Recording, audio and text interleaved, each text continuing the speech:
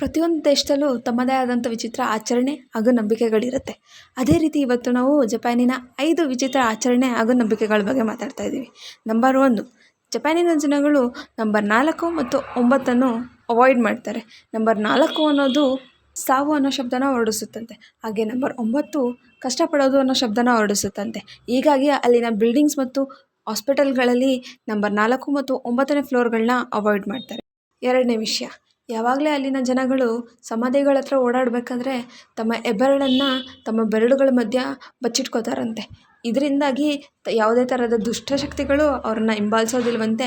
ಅದೇ ರೀತಿ ಆ ಹೆಬ್ಬೆರಳು ತಮ್ಮ ತಂದೆ ತಾಯಿಯ ಆಯಸ್ಸನ್ನು ಕಾಪಾಡ್ಕೋಬೋದು ಅನ್ನೋದು ಅವರ ನಂಬಿಕೆ. 3ನೇ ವಿಷಯ, ರಾತ್ರಿ ಹೊತ್ತು ಉಗುರನ್ನ ಕಟ್ ಮಾಡೋ ಹಾಗಿಲ್ಲ.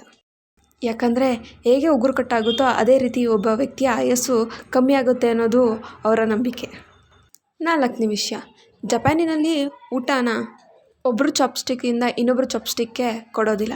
ಇದರಿಂದಾಗಿ ಒಬ್ಬರಿಗೆ ಅಗೌರವ ಕೊಟ್ಟಂಗಾಗುತ್ತಂತೆ, ಜೊತೆಗೆ ಬ್ಯಾಡ್ ಲಕ್ನ ತರುತ್ತಂತೆ.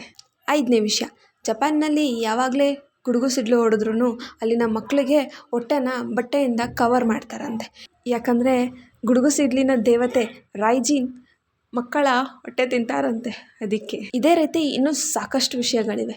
ಒಂದು ವೇಳೆ ನಿಮ್ಗೆ ಈ ವಿಡಿಯೋ ಇಷ್ಟ ಆಗಿದ್ದಲ್ಲಿ ಲೈಕ್ ಮಾಡಿ, ಕಮೆಂಟ್ ಮಾಡಿ ಹಾಗೂ ಸಬ್ಸ್ಕ್ರೈಬ್ ಮಾಡಿ.